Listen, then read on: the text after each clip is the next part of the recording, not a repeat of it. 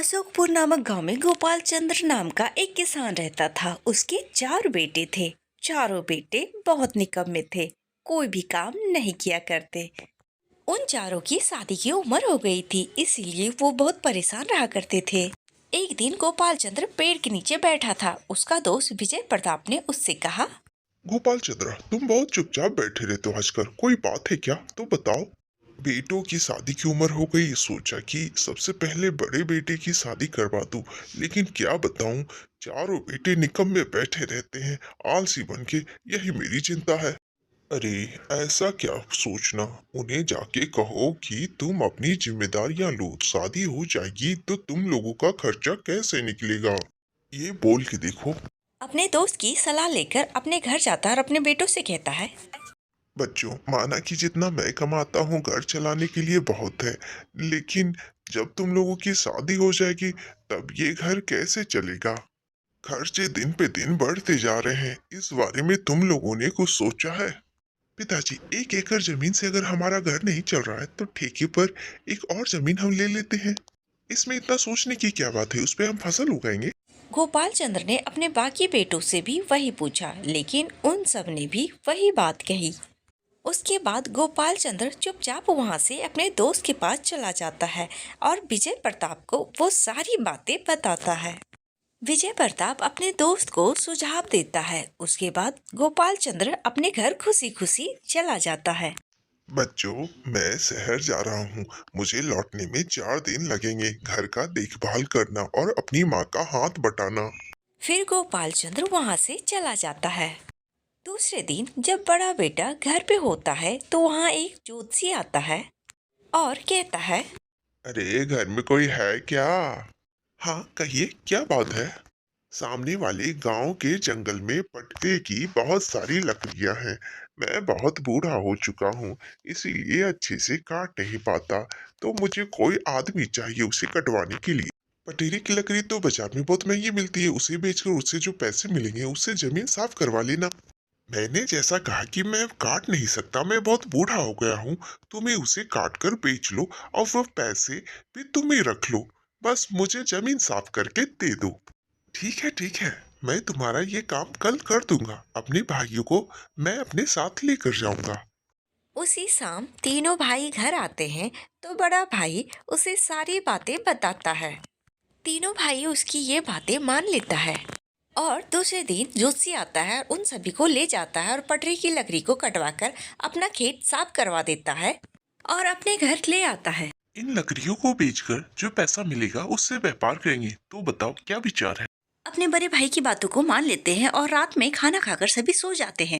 अगली सुबह सभी शहर जाने के लिए तैयार होते हैं तो इतने में दूसरा भाई भागा हुआ आता है और अपने बड़े भाई से कहता है, भैया, शहर में सीधी लकड़ियां देने के बजाय उसे छील छील कर बेचने पर ज्यादा पैसा मिलता है।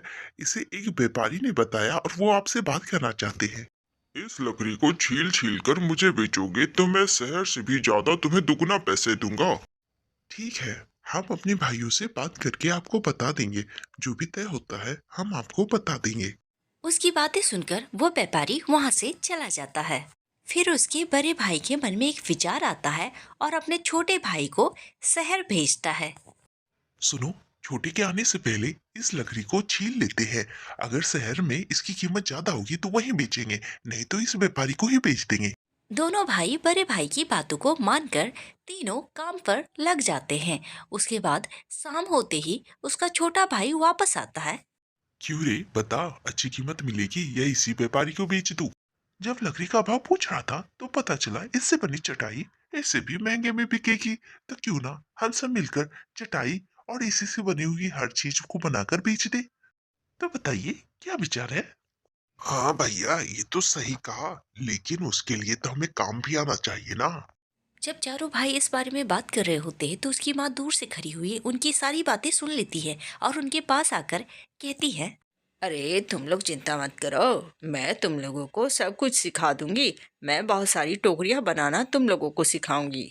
5वें दिन गोपाल चंद्र शहर से आता है। ये सब देखकर आश्चर्य होता है और इसके बारे में पूछता है। सभी उन्हें सारी बातें बताता है। ये सुनकर वो बहुत खुश होता है और हंसते हुए वहां से निकल जाते हैं। उस लकड़ी से चटाई, टोकरी, बहुत सारी चीजें बनाता है। ये सब ले जाने व्यापारी उसके घर आता है। तो चौथा भाई कहता है उससे, काका, हम इसे आपको नहीं दे सकते हैं। इसे हमने बहुत मेहनत से बनाया है, इसीलिए हम इसे बेचकर हम खुद ही व्यापार करेंगे। अरे, बनाना आसान है, लेकिन बेचने का काम बहुत ही मुश्किल है। ये बहुत ही मेहनत का काम है, सबकी बस की बात नहीं है। इससे पहले तो हमने लकड़ियां भी नहीं काटी थी, लेकिन हमने काटी। हमने चटाई बनाई, इससे पहले हमने बनाई नहीं थी, लेकिन हमने चटाई बनाई, टोकरियां बनाई। हमने सब कुछ सीख लिया। अब हम बेचना भी सीख जाएंगे, गांव में ही हम बेच देंगे। व्यापारी वहां से चला जाता है। पेड़ के नीचे विजय प्रताप बैठा रहता है। गोपाल चंद्र उसके पास आता है। तो गोपाल चंद्र, शहर का सफर कैसा रहा? विजय प्रताप, मुझे तो समझ में ही नहीं आ रहा था कि इन बच्चों को मैं रास्ते पे कैसे लाऊं, लेकिन तुम्हारा सुझाव बहुत काम आया। तुम्हारा बहुत बहुत शुक्रिया। उसके बदले में तुम्हें मेरी मदद करनी होगी। मेरे कहने पे वो ज्योतिष तुम्हारी घर पर जाकर मिला। वो ज्योतिष कोई और नहीं, मेरा साला है। इसकी एक बेटी है, उसे तुम अपने घर की बहू बना लो। हाँ हाँ, क्यों नहीं, मुझे ये रिश्ता बिल्कुल मंजूर है। मेरा बेटा उसे भी पसंद है या नहीं, उससे एक बार पूछ लो। अभी अभी व्यापार शुरू किया है। मैं किसी के भी गुण बता सकता हूँ। तुम्हारा बेटा काबिल ही नहीं, बहुत गुणी है, और मुझे ये रिश्ता मंजूर है। मेरे 3 बेटे और हैं, उनके लिए भी लड़कियां देख लूं, फिर चारों की शादी एक साथ करूंगा। तभी वहां पर एक और व्यापारी आता है और उसके पास आकर खड़ा होता उसका परिचय देता है। इसकी एक बेटी है जो व्यापार में बहुत अच्छी है। तुम्हारा दूसरा बेटा इसे बहुत पसंद है। यही व्यापारी तुम्हारे दूसरे बेटे से मिला था। कहीं ऐसा तो नहीं बाकी व्यापारी भी तुम्हारे दोस्त हैं? क्या उनकी भी बेटियां हैं? तभी वहां और 2 लोग आ जाते हैं। वो दोनों हम ही है। तुम्हारे तीसरे बेटे से मैं मिला था, और तुम्हारे चौथे बेटे से मैं मिला था। तुम चाहो तो हम समधी बन सकते हैं। देख यार, तुझे तेरे बेटों की चिंता सता रही थी ना, इसीलिए मैंने ये सब किया। ठीक है, कल मेरे बेटे व्यापार करने जा रहे हैं, तुम जैसा कहो वैसा करूंगा। उसके बाद सभी वहां से अपने अपने घर चले जाते हैं। अगले दिन सभी भाई बाजार जाते हैं और वहां अपने हाथों से बनाई हुई हर चीजों को बेच रहे होते हैं। गांव वालों ने देखा कि बाजार के मुताबिक ये बहुत सस्ता मिल रहा है, इसीलिए उन सभी ने खरीद लिया। सभी बाजार से कमाकर अपने घर जाते हैं और वो पूंजी अपने पिताजी के हाथ में देते हैं। पिताजी, हमारी मेहनत से कमाई हुई ये पहली कमाई है, अपने हाथों से हमें दीजिए। ठीक है बेटा, इसका लाभ कमाने से पहले लकड़ी की कीमत पहले घटा लो। लकड़ी की कीमत वो तो हमें मुफ्त में मिली थी ना। उस ज्योतिषी ने मुफ्त में दी थी लकड़ी, ये मैं मानता हूँ, लेकिन बाद में तुम्हें इसकी कीमत चुकानी होगी। बाद में तो मुफ्त में नहीं मिलेगा ना। वो तो मुफ्त में मिली थी, इसीलिए हमने किया। फिर से करने की क्या जरूरत है हमें?